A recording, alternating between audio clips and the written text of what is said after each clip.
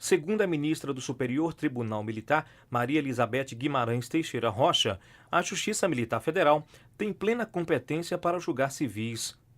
Ela vai falar sobre o tema no 10º Encontro de Magistrados da Justiça Militar da União, que vai ocorrer em Salvador entre os dias 19 e 23 de maio. Atualmente, ações no Supremo Tribunal Federal questionam essa competência.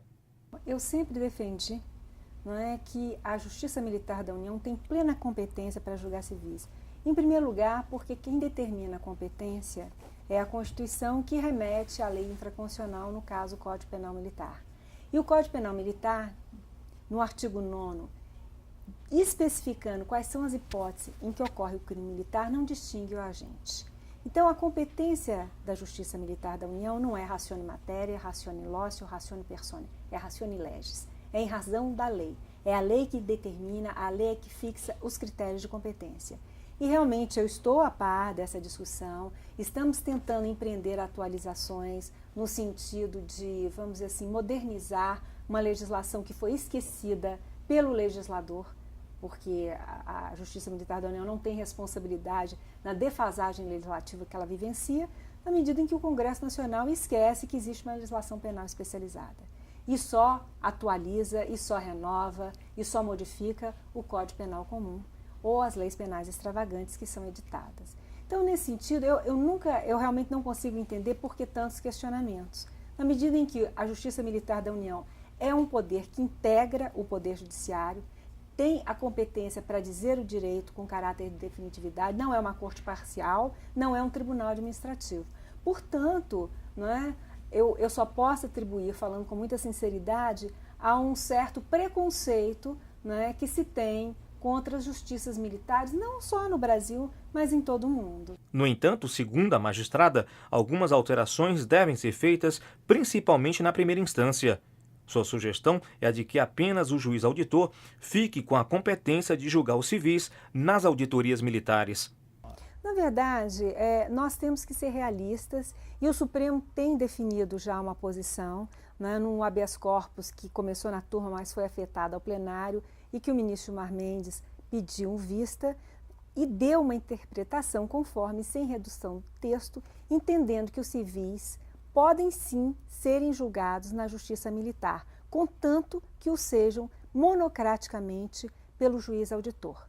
Então, eu acho que é importante seguir esse norte, porque foi um norte sinalizado pelo Supremo Tribunal Federal, a fim de que nós mantenhamos a nossa competência para processar e julgar civis, porque eu acho que nós temos todas as condições de fazê-lo, né? Mas, ao mesmo tempo, estejamos também abertos e sensíveis para um novo posicionamento do Supremo Tribunal Federal, que, em última análise, né, numa interpretação conforme, ele pode fazer até muito mais do que legislar, porque ele pode entender que uma lei só é ou deixa de ser constitucional de acordo com o entendimento que a Corte Suprema fixa. A decisão do Supremo Tribunal Federal, numa interpretação sem mudança de lei, seria suficiente, segundo a magistrada, para gerar efeitos.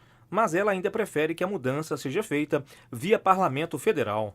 Na verdade, nesse primeiro momento, né, uma interpretação conforme, sem redução do texto, como o ministro Gilmar Mendes sinalizou, e sendo acompanhado pela maioria dos ministros do Supremo Tribunal Federal, os seus efeitos são erga omnes e vinculantes. Não precisa uma mudança de lei. Não precisaria. Mas o ideal, entendo eu, né, é que seja feito por uma alteração legislativa, porque o parlamento, em última análise, o poder capaz, o poder competente para se promover alterações na lei. Eu voltei agora recentemente, há poucas horas atrás, de uma oficina no Ministério Público Militar, onde tem se discutido justamente as novas modificações e os novos rumos do direito penal militar e da justiça militar e do próprio Ministério Público Militar.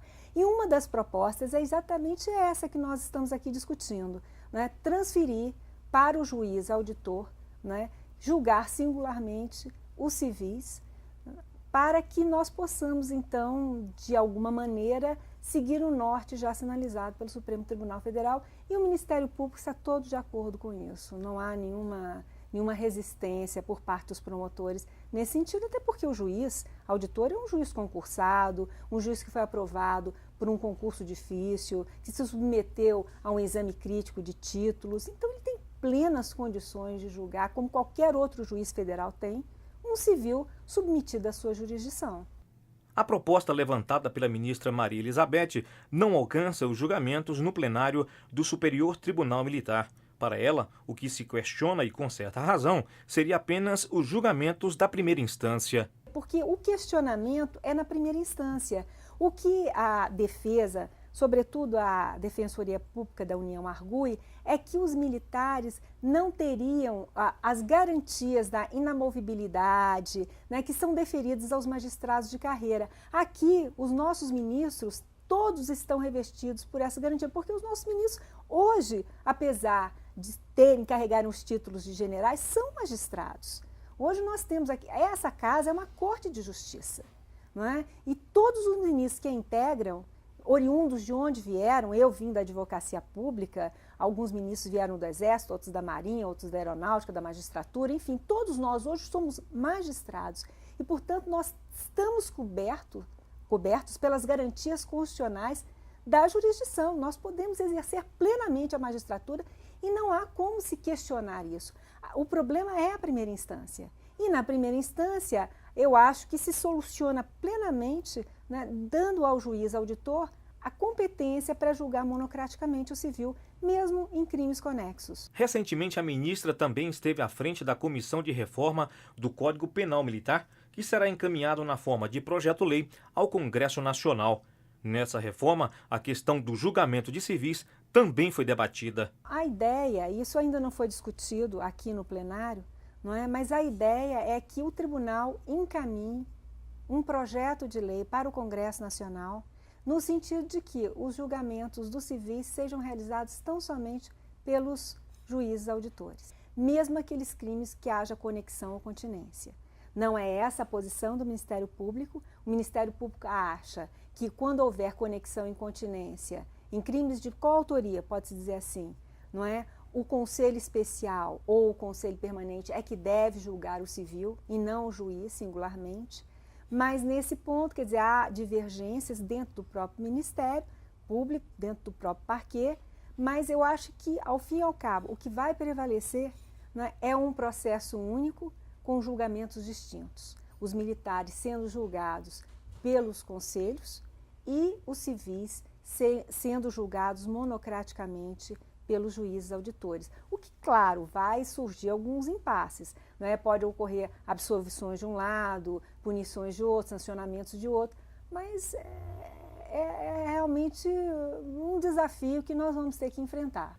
Para a ministra, os ajustes são necessários e fazem bem a qualquer instituição, mas diz que o Brasil tem que conhecer melhor a sua Justiça Militar Federal, que para ela é uma das mais avançadas do mundo, é exemplo para muitos países, inclusive desenvolvidos e vanguardista em muitos aspectos.